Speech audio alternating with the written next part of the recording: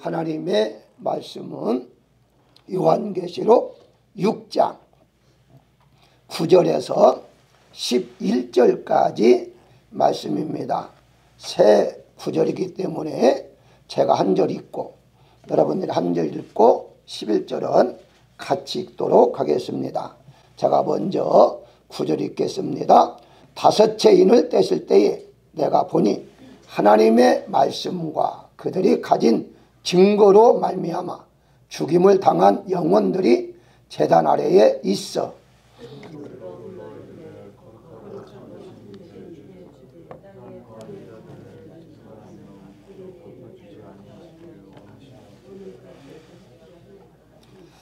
11절 같이 보겠습니다. 각각 그들에게 흰 두루마기를 주시며 이르시되 아직 잠시 동안 쉬되 그들의 동무 종들과 형제들도 자기처럼 죽임을 당하여 그 수가 차기까지 하라 하시더라. 아멘.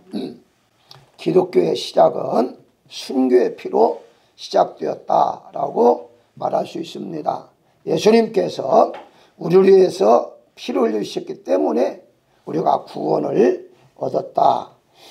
믿음의 선조들이 피를 흘리셨기 때문에 교회가 세워졌고 성장하고 있다 하는 말씀이 오늘 이번 주간의 핵심입니다. 이제 어저께 말씀드린 순교의 형태에 대해서 말씀했는데요. 여러분들이 이것을 조금 더 구체적으로 듣기를 원한다면 동영상을 찾아가지고 어저께 것을 어저께 못 들은 분들입니다. 못 들은 분들은 찾아서 들으시기를 바랍니다. 순교 형태는 백색의 순교와 녹색과 생활의 순교, 적색의 순교가 있다. 그렇게 어저께 말씀을 드렸고요. 이 바탕을 통해서 오늘 말씀을 이어가도록 하겠습니다. 그렇다면 순교의 현장에 있어서 오늘날까지 과연 순교자가 얼마나 있었는가 하는 것과 그 다음에 순교에 대한 상급이 얼마나 있는가 하는 것에 대해서 오늘 말씀을 드리고자 합니다. 기독교가 시작되면 지금까지 순교한 분들은 공식적으로만 알려진 게 7천만 명이다. 그렇게 알려지고 있어요. 그러나 이건 공식적이기 때문에 이름이 올리지 않는 이런 사람께 합하면 1억 명은 충분히 넘는다.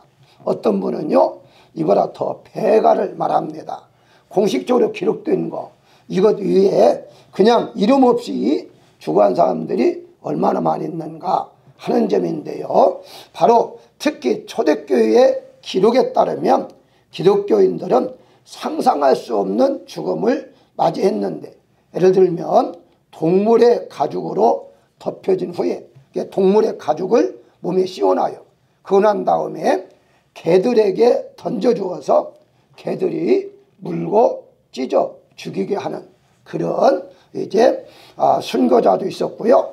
타르라는 건데요. 이 타르라는 것은 소나무 뿌리나 혹은 그 나무에서 나오는 그 이제 소위 말하는 송진을 말하는데, 이 송진을 이제 옛날에는요 이제 불로 이렇게 사용했거든요. 그 등불도 송진 등불이 있었습니다. 근데 물론 끓임이 너무 많이 나니까 잘 사용하지 않습니다만은 이걸 이제 몸에 바르면요 불을 붙이면 빨리 몸이 탑니다.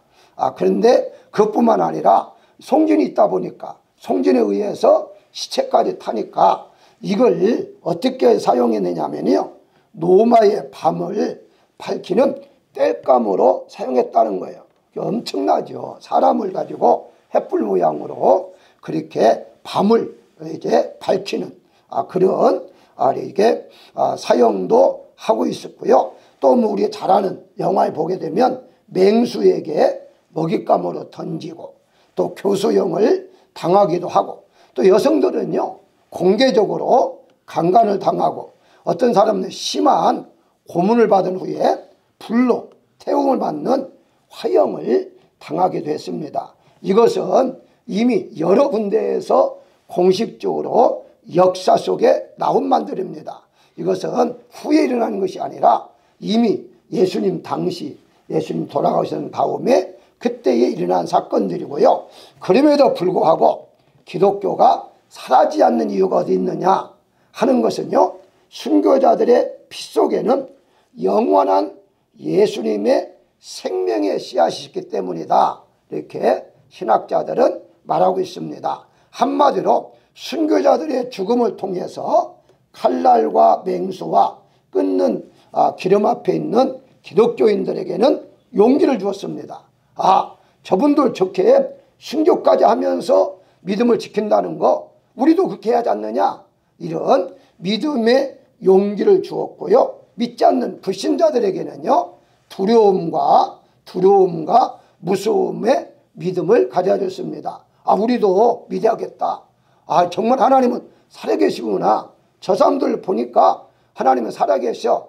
이런 두려움 때문에 믿음을 가져다 줬다. 이렇게 다시 말씀드리면 순교를 통해서 믿는 자나 믿지 않는 자에게 유익을 주었다. 이렇게 이제 보시면 됩니다.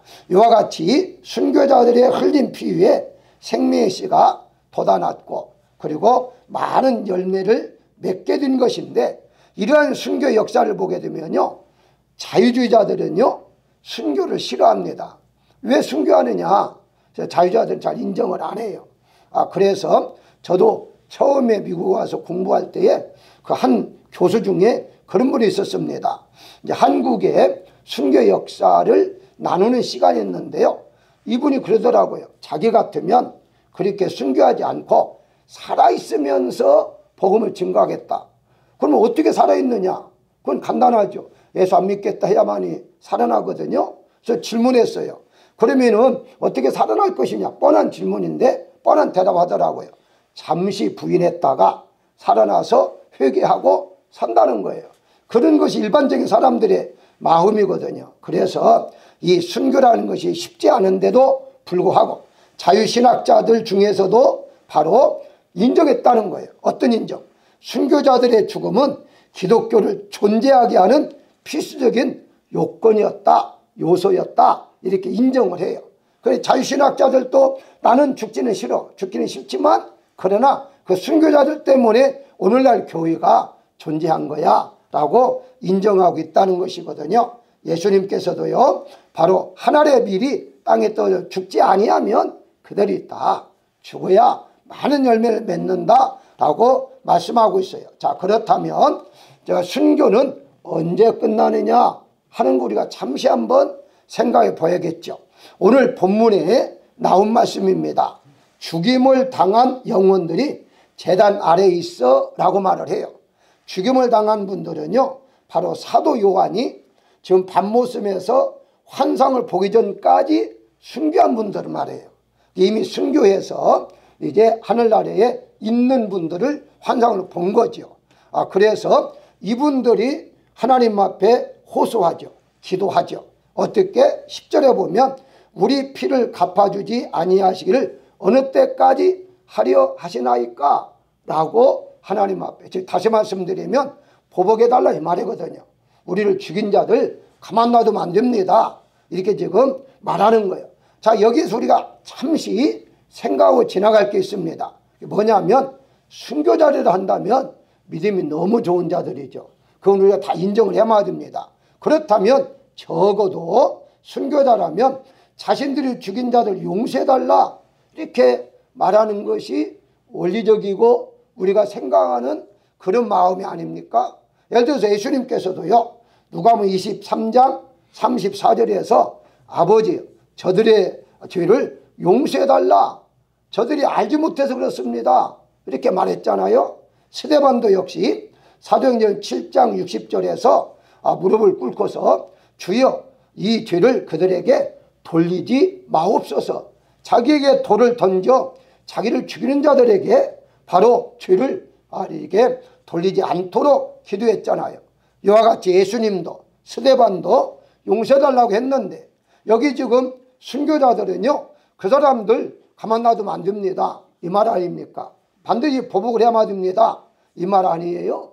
왜 이렇게까지 할 수가 있었느냐 하는 것은요, 당시의 상황을 보게 되면 이런 기도를 할 수밖에 없다 하는 건데, 사실은 자신들이 너무나 고통을 받았기 때문이 아니라 그래서 원한을 갚아달라는 것이 아닙니다. 뭐죠? 하나님의 뜻이 하늘에서 이루어진 것처럼 이 땅에서도 빨리 이루어달라고 말하는 거예요. 다시 말씀드리면 대적자들이 있어가지고 계속해서 많은 사람들이 주구하고 있는데 하루빨리 하나님의 나라가 이 땅에 이루어져서 주님 재림에서 그냥 끝나는 것이 더 낫지 않습니까? 하는 마음으로 그렇게 하는 것이지, 저 사람이 나 죽였으니까 하나님 저 사람 죽여, 이런 뜻으로 간청한 것이 아니다는 것을 우리가 분명히 알아야 됩니다. 다시 말씀드리면 하나님의 나라가 분명히 이루어져야 하는데 그 이루어지는 것을 조금 앞당겨달라 하는 거였어요.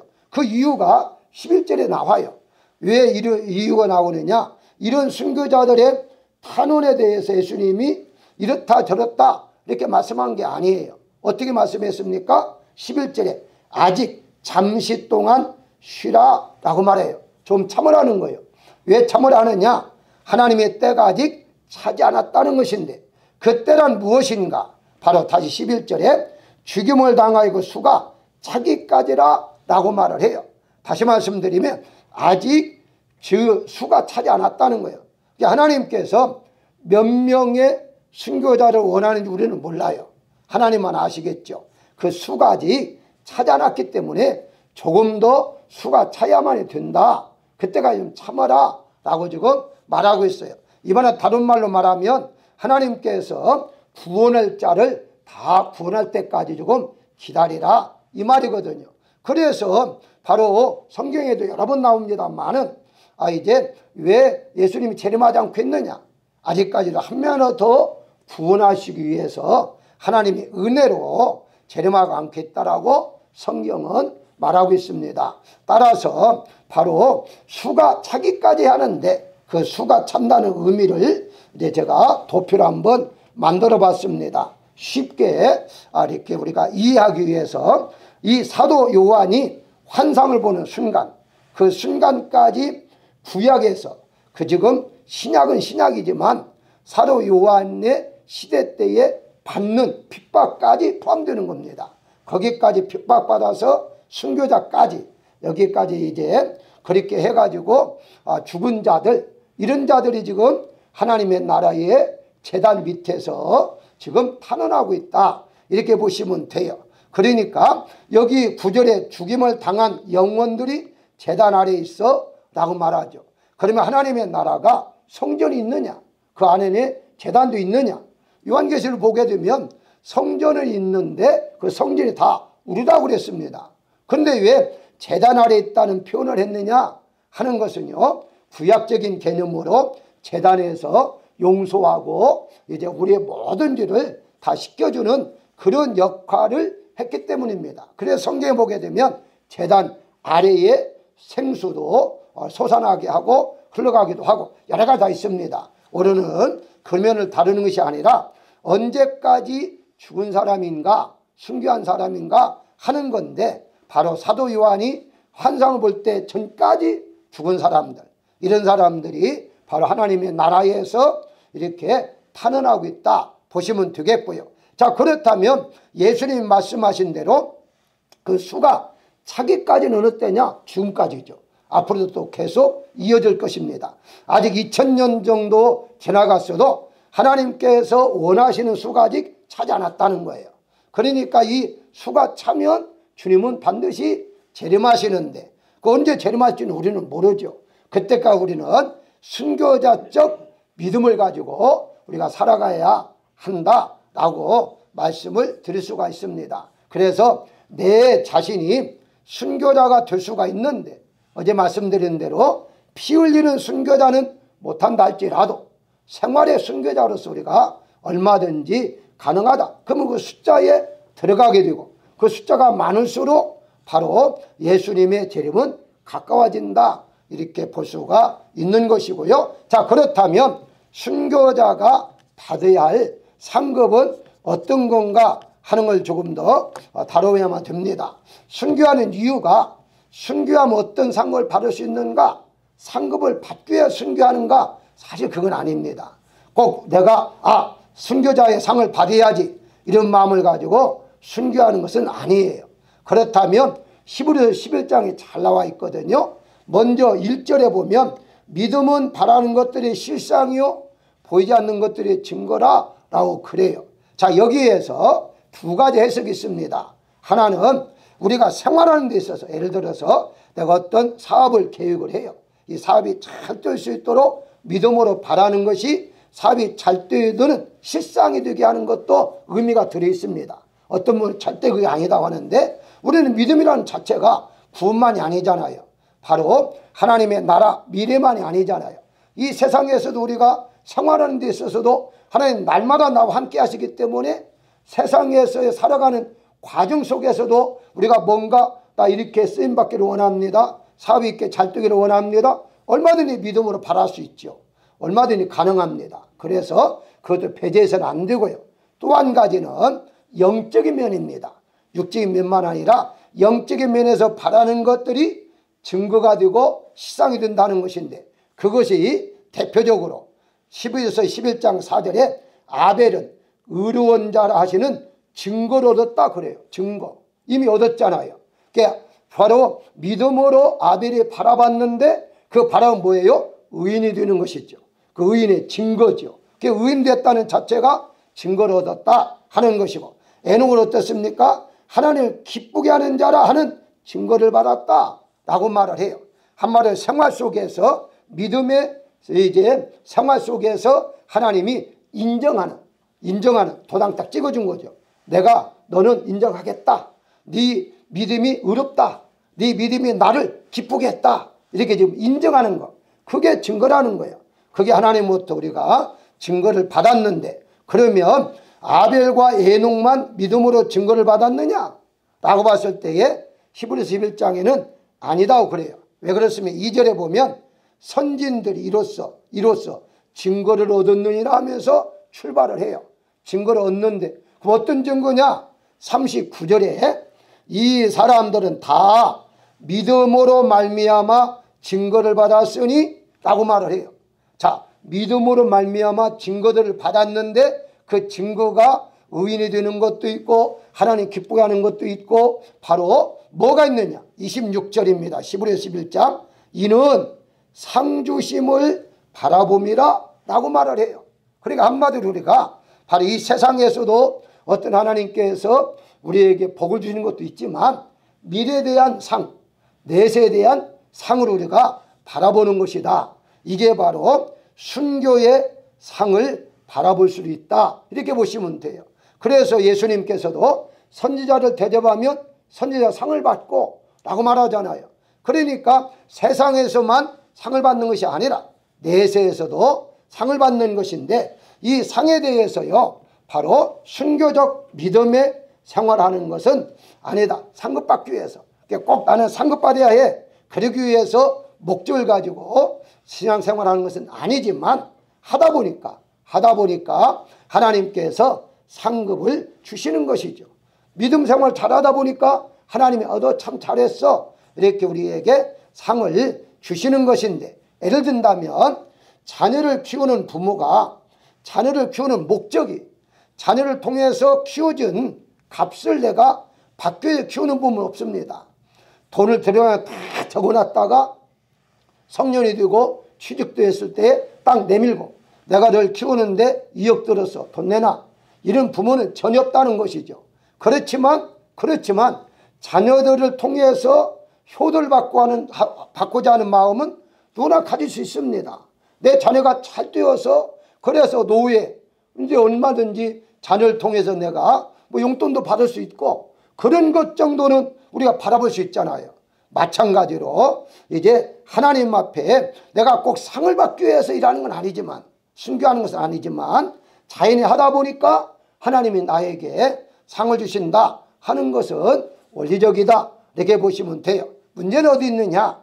신학자들 중에 어떤 신학자 중에 천국에는 상급이 없다라고 주장하는 게 문제예요. 과연 상이 있느냐 없느냐는 거죠. 아예 없다고 하는 신학자가 있고요. 왜 없다고 하느냐? 만약에 상이 있다고 한다면 이제 잘한 사람은 많이 줄 것이고 못한 사람은 적게 줄 것인데 이게 바로 차별이다 이렇게 생각하는 거예요. 차별이다. 그러면 차별 있는 천국이 어떻게 천국이냐? 천국은 기쁨과 즐거움만 있는 곳인데 차별을 받게 되면 기분이 상할 것인데 어떻게 그런 것이 있느냐라고 논리적으로 주장을 해요. 자, 그래서 성경에는요, 이 두 가지 학설들이 있긴 있습니다. 성경이 다 뒷받침은 해요. 그렇지만 마태복음 10장 42절에도 분명히 예수님께서 냉수한 것이라도 주는 자는 그 사람이 결단코 상을 잊지 않겠다, 주시겠다 분명히 말씀해요.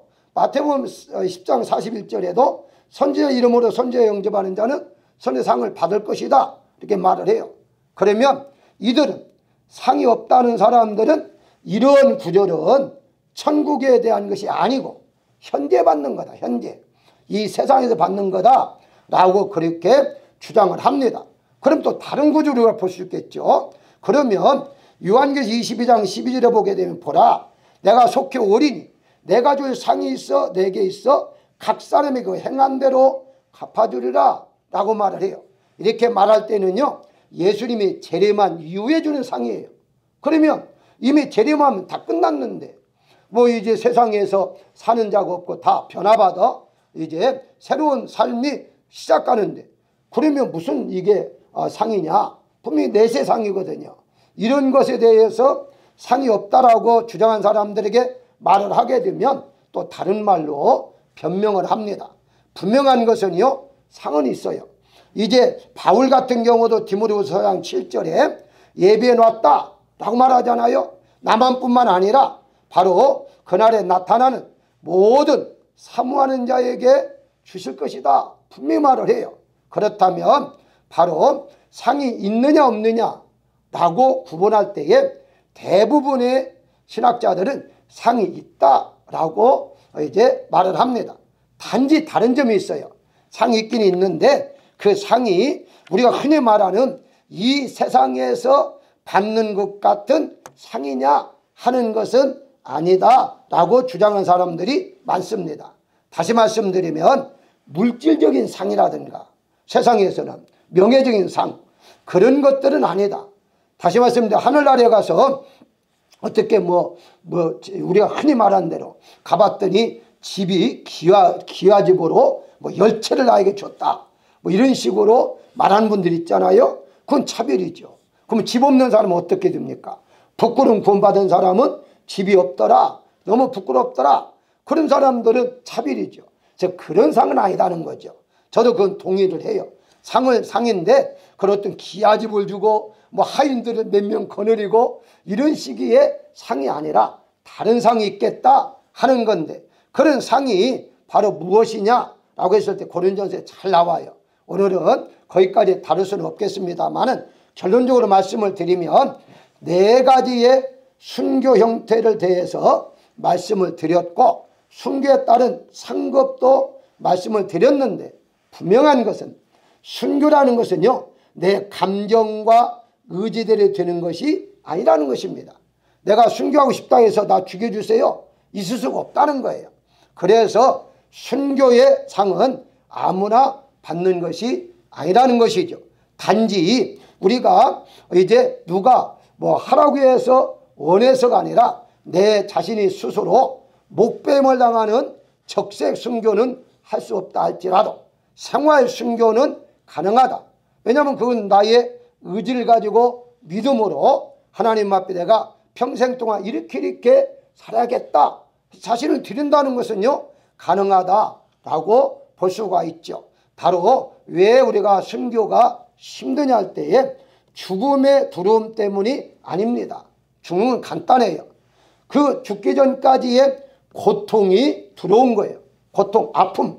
예를 들어서 연세가 많은 분들이 아파서 수술을 받게 되는 것은요 오래 살고 해서 하는 것도 있겠죠. 어떤 분은 내가 좀 더 살아야지 이런 마음을 갖겠지만 대부분이요 나이가 들면 이미 죽어야 한다는 걸 알아요. 본인들이 이미 알고 있습니다. 그럼 왜 수술하느냐? 당장 받고 있는 고통, 아픔 때문에 아픔을 제거하기 위해서 수술을 받는 것처럼 우리가 순교하는 거 얼마든지 가능한데 이 고통, 그 순교하기 전에 목숨이 끊기 전에 그 고통을 받는 것이 두려움이 있다 이 말이죠. 그럼에도 불구하고 우리가 여러 가지에 순교하는 것, 예를 들어서 우리가 목뱀을 받는 것도 고통이지만 일평생 동안 절제하면서 산다는 거, 생활의 순교, 이거 쉽지 않습니다. 절제한다는 거, 그게 정말 어떤 면에서는요 적색 순교보다 더 어려울 수가 있어요. 왜냐하면 예수님을 위해서 내가 이것도 안고 이것도 안고 이것도 않겠다, 이런 거 다 절제잖아요. 예를 들어서 술을 내가 일평생 안 마시겠다, 이것도 그 쉬운 게 아닙니다. 원래부터 안 마신 분들은요 이해를 못하지만 마셨다가 끊는 사람들은요 엄청 힘들다고 그래요. 그러니까 그것도 하나의 절제니까 이것도 순교에 들어가서 하나님이 기뻐하시고 하나님께 칭찬하는 건 아닙니까? 어쨌든 순교는 언제든지 어디서든지 할 수 있다는 것은 우리가 잊지 마시고, 순교적 믿음으로 본인에게 상급이 주어지지만 자자손손까지도 하나님께 잊지 아니하시고 바로 복을 준다는 사실을 알아야 할 것입니다. 한 말씀만 더 한다면 일반적인 신학자들 중에서 이렇게 주장하는 분들이 있어요. 한국의 이와 같이 하나님께서 전무후무한 짧은 시간에 복을 주셨는가 하는 것은 순교를 많이 한 나라라고 그렇게 말합니다. 역사를 볼 때에 초대교회 때 이후에 많은 분들이 순교하긴 했어요.